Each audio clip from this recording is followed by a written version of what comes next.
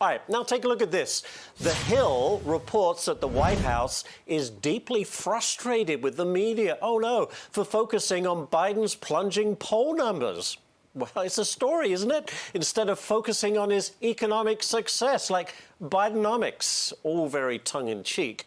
Governor Mike Huckabee joins me now. Governor, I know you're laughing at that. Is Bidenomics really considered an economic success? Or is the media just have it wrong? Well, to the Biden team, this is the greatest thing that's ever happened since the invention of the coin.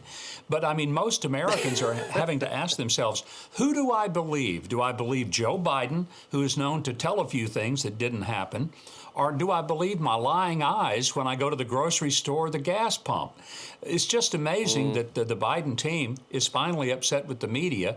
I mean, basically, the media gives him a wet kiss every morning and one at night. And I don't understand why they don't realize that the American people, they're just not buying Bidenomics because they're living with the reality of their own economics. That's exactly right. Do you think, and we ask this a lot, and I'm sure you've been asked this many times, do you think Joe Biden is going to make it to the 2024 election? He sure seems to think he is, but I'm not sure he will realize that he's gotten there. This is the guy at the podium that has to ask directions just to get off stage right. So maybe he makes it, but somebody will have to tell him, hey, Joe, you did it. You made it all the way to the election day. Let's hope that that's where it ends, though, on election day and not another swearing in. Yeah. And talking of which, you know, based on more than 500 polls, that's a lot of polls. Everyone loves a poll. But Donald Trump currently leading Biden by 1.9%. I'm surprised it's not more. With this election, I mean, Trump, it appears, and I say it appears, a day is a long time in politics, is way ahead on the Republican side. I mean, is he running away with this election? Well, he's certainly running away with the primary. And we're talking about the media a moment ago. Actually, imagine what his numbers would look like if the media didn't basically consider him to be the reincarnation of Adolf Hitler, Napoleon, Genghis Khan, and, you know, every other bad person that's ever breathed. Donald Trump had a great presidency. COVID disrupted a lot of it. But, you know, if you look back at the economy, look back at America's standing in the world and how peaceful things generally were, I think a lot of Americans, if the media would just tell the story honestly, flaws and all, but tell it honestly, his record, he would be up about 20 points, not 2.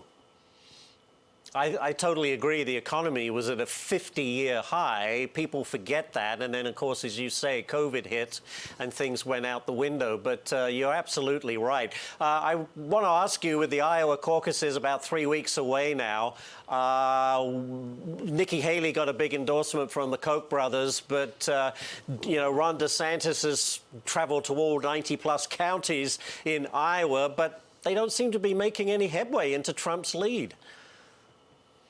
Both have gotten some good endorsements. DeSantis got the endorsement of Governor Reynolds, and that's a wonderful thing to have.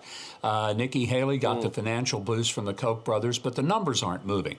The fact is, Donald Trump is still by far over and above the popular choice for Republican voters. And a lot of it is because they believe that he actually has the guts to fight back against the deep state. And now almost every American is aware that there's a two-tier justice system, and it's got to stop.